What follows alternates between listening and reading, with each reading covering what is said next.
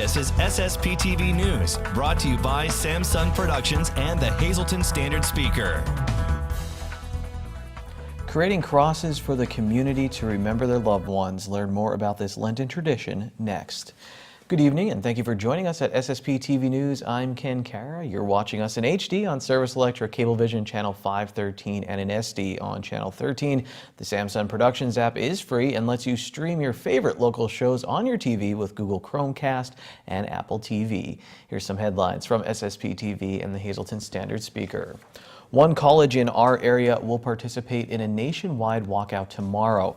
Members of the Luzerne County Community College Student Government Association will join the walkout in support of increasing school safety nationwide.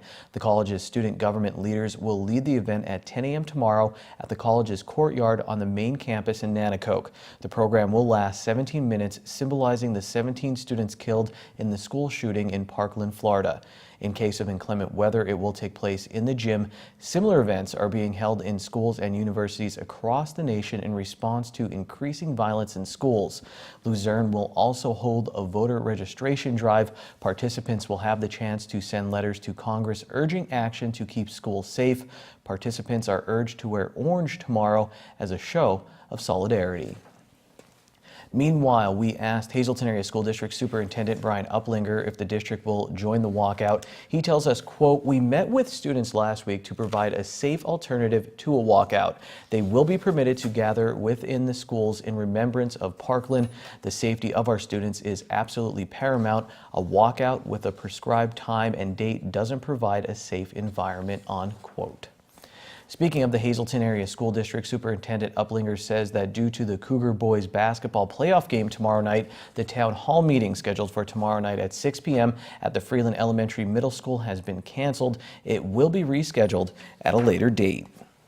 Residents of the village of Tresco are asked to boil their water indefinitely. The boil advisory was issued because a new water line is being connected. Officials say the advisory is needed because of the potential of bacteria in the new water line. Residents were notified yesterday via phone. The boil advisory is in effect until further notice. We're all too familiar with the swings in weather. Unseasonably warm one day, a nor'easter the next. This winter has taken a toll on area roadways. PennDOT Secretary Leslie Richards says potholes can form literally overnight thanks to the temperature swings. Through the end of February, PennDOT crews used more than 9,600 tons of asphalt repairing potholes statewide. That's more than 3,000 tons more than was used for the same time last year. To report potholes and other highway maintenance concerns on state routes, call the toll-free hotline 1-800-FIX-ROAD or go to customercare.penndot.gov. The Shenandoah Community Ambulance Association is getting some much-needed space. The association purchased the former Pottsville Internus Associates building on North Main Street. There it will house its operations and add 3 garage bays. The current headquarters on North White Street will be used to house 4 ambulances. Last year, the Shenandoah Association merged with ambulance associations in Lost Creek and Ringtown. Officials hope to have the new building ready by late spring or early summer. Palm Sunday and the Easter holiday are just around the corner, and for parishioners of one local church, it means continuing a very popular tradition. Lisa Sugart explains. It is a very popular Easter tradition at one church in our area, and literally I just found out that it's been for 18 years, so you know that they're doing something right. I'm talking about the Palm Cross sale each year at St. Paul's Lutheran Church on 2nd Street in Beaver Meadows. The project coordinator is our dear friend Jennifer Barnasevich, also the owner of Smith Floral in West Hazleton, and you are like a busy beaver this time. Well, I should say all year round, really, but especially now because this has really taken off. This is very popular for your church. Yes, absolutely. Like you said, we've been doing it for 18 years, and depending on when Easter falls, we usually sell about 400 crosses. That's a lot, and they take time to make. Yes, yes. We have parishioners that make the frame for the crosses, and then we have people that strip the palm, and then we have people that staple it on. So we do have a little sweatshop going on there for a few weeks while we're getting ready. So tell us who all are the busy beavers behind this project. Well, it's all volunteer, and it's all of our parishioners and volunteers that come to help us. And you said sometimes even the Girl Scouts come to help. Yes, a few of my scouts from our troop come. They enjoy it too. And it's good. It's good fellowship for all of us to be together and talking and laughing, and it's very nice. So you have a couple of different choices for people if they would like the palm crosses. So tell us what you're offering and the prices for them. So we have the Roman cemetery, which is the straight bottom, and then we have the Byzantine cemetery as well. And we make them for the door or the cemetery, and the Roman are 11 and the Byzantine are 15. And then we also offer a petite size that's about 15 inches tall, as opposed to about 25 inches on the larger ones. And they're $11 as well, and they are only available in the Roman. This is very popular in our area. When you go to a cemetery at Easter time, you see them all over. So many people do like to place orders for these. Yes, absolutely. And we're very proud that people choose our crosses that are handmade at our church to put on their loved ones' graves. And I do think it's our area. We decorate our graves, and you know, it's an honor for us to be able to provide this service for the community. So this is a lot of hard work, a lot of effort goes into this, but it's benefiting the church and the community. Yes, absolutely. We have a lot of outreach programs with our church, with Vacation Bible School, the food pantry, children's nights. We coincide with some of the Citizens for Recreation events where we'll sponsor an ornament making or something. So it's outreach for the community as well. All righty. So if anyone watching right now would like to purchase one of your beautiful crosses, there is a deadline. Yes, you need to order by Sunday, March 18th. And then you can contact me at 570-956-5980. And then we also have a website or an email that you can order as well. All right, and the email is St. Paul's Lutheran Church at outlook.com. It's all spelled out. It's up on your screen so you can see it there. And they do have a Facebook page as well. We do have a Facebook page which has our upcoming events and our services at the church. And then also you could always message us there to order as well. All right, very good. For 18 years, they've been making these beautiful crosses, all the volunteers doing it to benefit St. Paul's Lutheran Church. It's on 2nd Street in Beaver Meadows. Please place your order by this Sunday, March 18th, and you will have these beautiful crosses to use for cemeteries or for your doors or however you would like, and helping out the community and the church as well. Thanks, Lisa. In other news, the Girardville Parade Committee is issuing a call for floats, vendors, and participants for its 15th annual Girardville Irish Day Parade. The giant parade kicks off at noon on Saturday, March 24th. It will feature 5 divisions and at least 16 bands, along with floats, antique vehicles, and special entries. Interested vendors and organizations can register online at girardvilleirishparade.com or by calling Donald Dudash at 570-874-2455. MMI Preparatory School is having an open house soon. If you go, maybe you'll see their shiny new Boys Basketball District Championship plaque. We'll talk with the team's captains in sports. And if you're thinking of changing the channel, I have 3 words for you: cannoli, French toast. It blew my mind and forever changed breakfast for me. We'll take you to Frankie's Pizzeria and Restaurant next. This is SSPTV News, your place for 24 hours of your hometown news and information.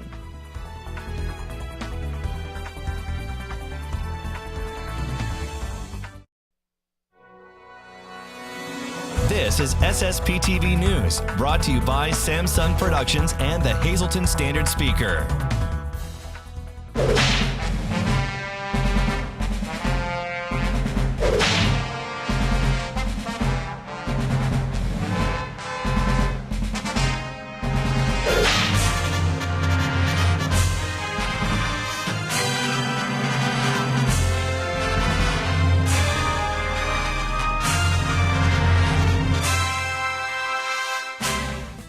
A bit of a race is underway at the ice lakes in Rice Township.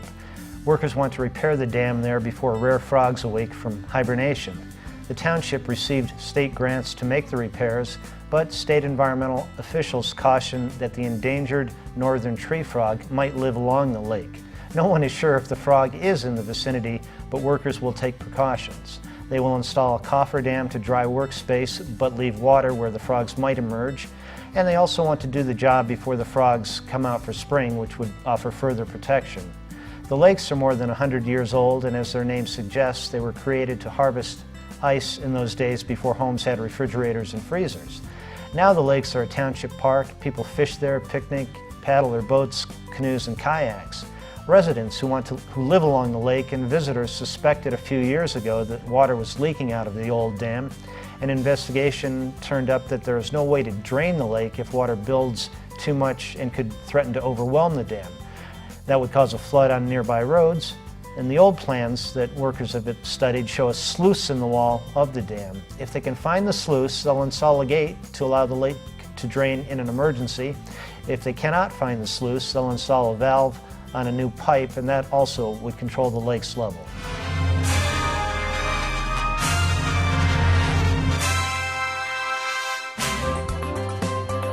Time now for weather on SSPTV News. Snow's over for now. Is there more on the way? Here's our forecast from the National Weather Service. Tonight we do have a chance of flurries before 10 p.m. and then another chance of flurries after that. Mostly cloudy, low of 24 degrees. Wednesday, 60% chance of some precipitation. Snow showers may be cloudy with a high near 31 degrees. New snow accumulation of less than 1 inch possible. At Wednesday night, snow is likely before midnight. We will have a low that night around 30 degrees, or excuse me, 22 degrees. New snow accumulation of less than a ½ inch possible. Thursday, chance of flurries, mostly cloudy, high of 36. At night, mostly cloudy, low of 21 degrees. Friday, mostly sunny, high of 31. Friday night, partly cloudy, low of 18. And then Saturday, mostly sunny, high of 36 degrees. Back in beautiful downtown Hazleton, going to try another dish at Frankie's Pizzeria and Restaurant here on Wyoming Street. Today, it's holy cannoli French toast.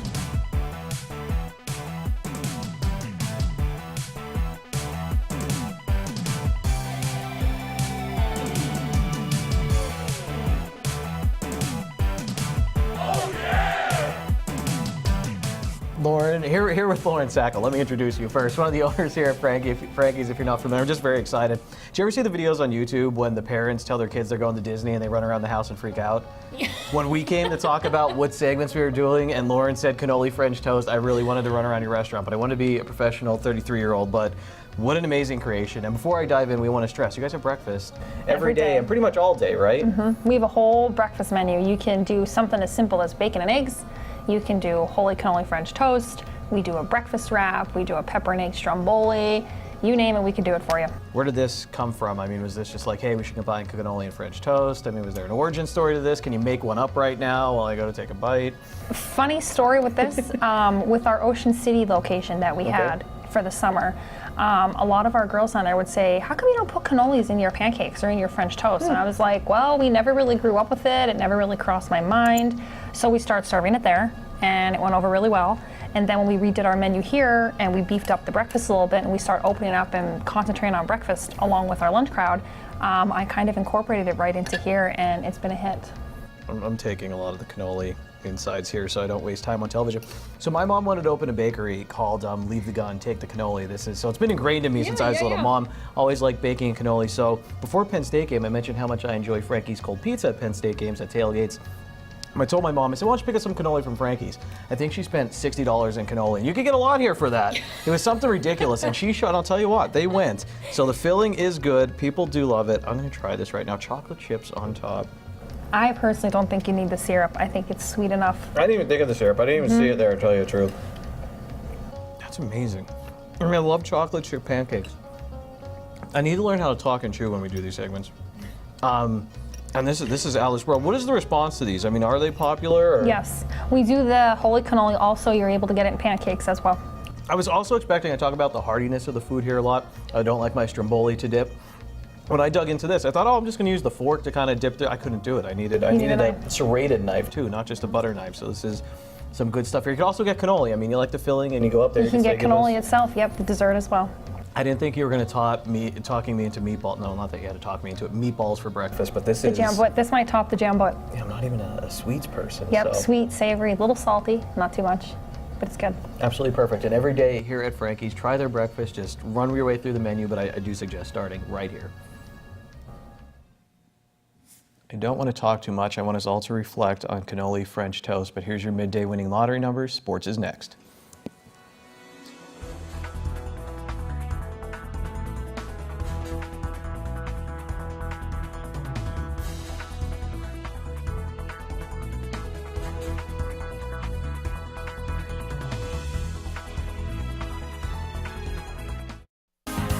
Time now for sports on SSPTV News.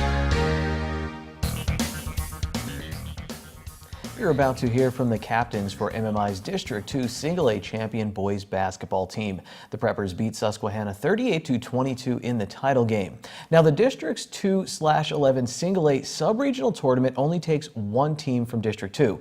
This year, Susquehanna qualified due to their performance in the regular season. They won the sub-regional championship and went to the state tournament.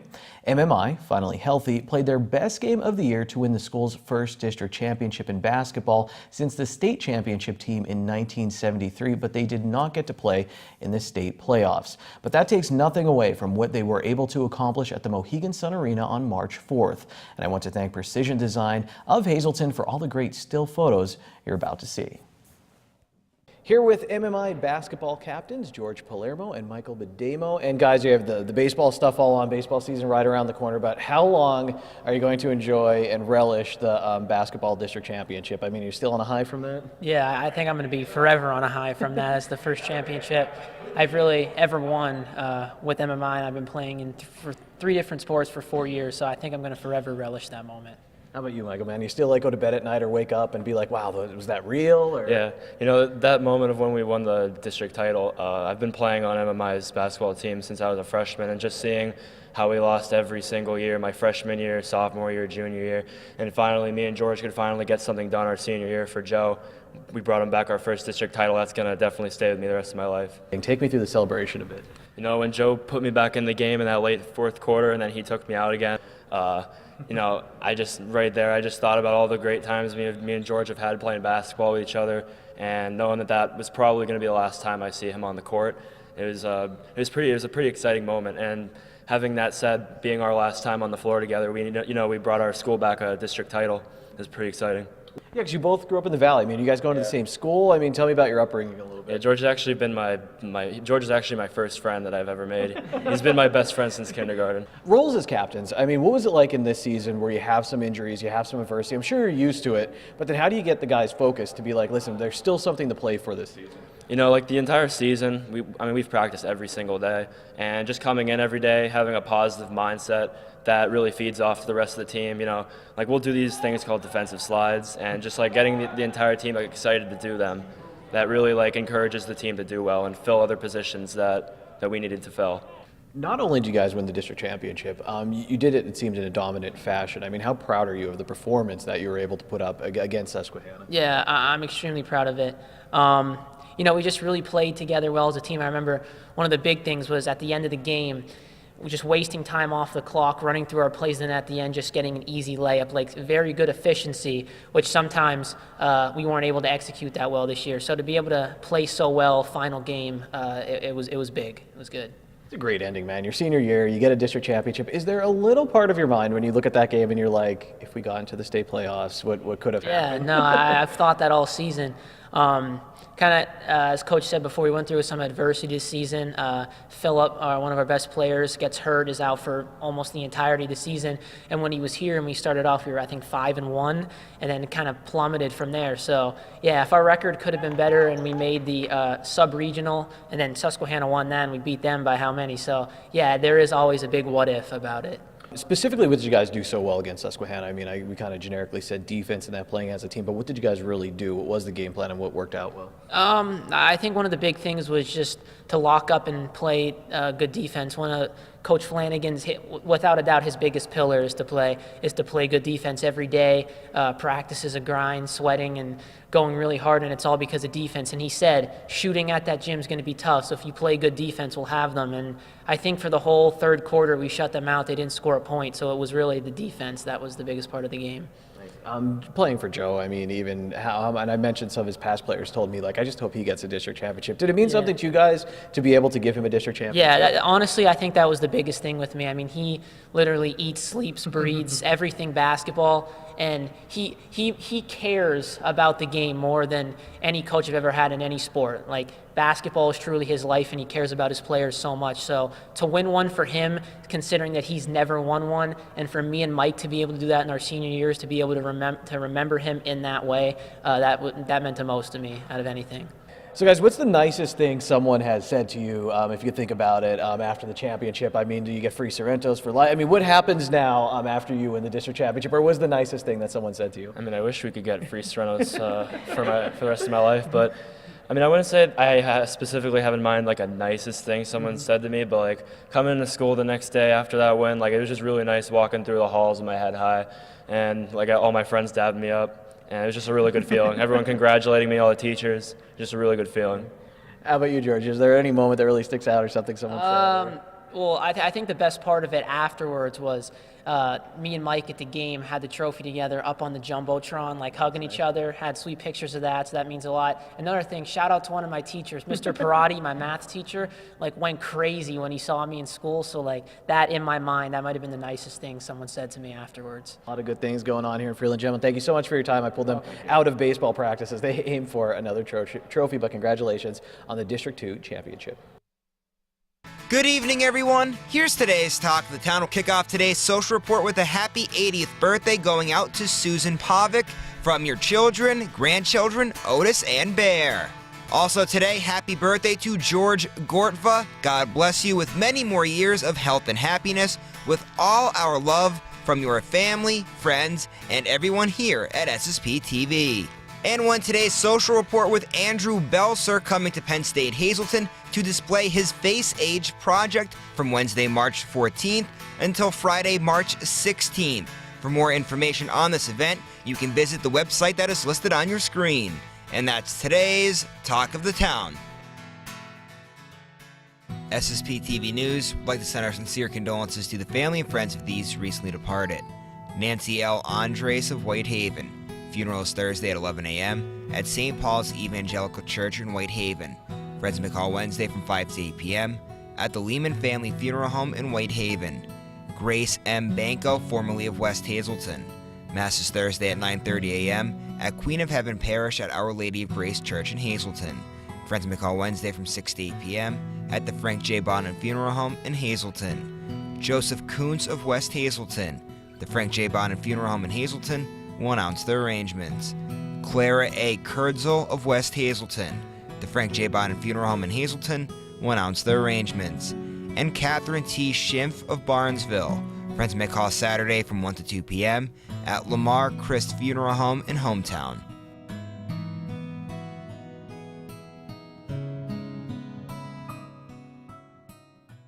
Attention pay-per-view subscribers! If you see your name now on SSP TV News, you can call in and win a free movie from Service Electric Cablevision. Today's winner is Kelly Orlando of Drums. Call now and leave a message at 570-455-7267 extension 104 for your free movie.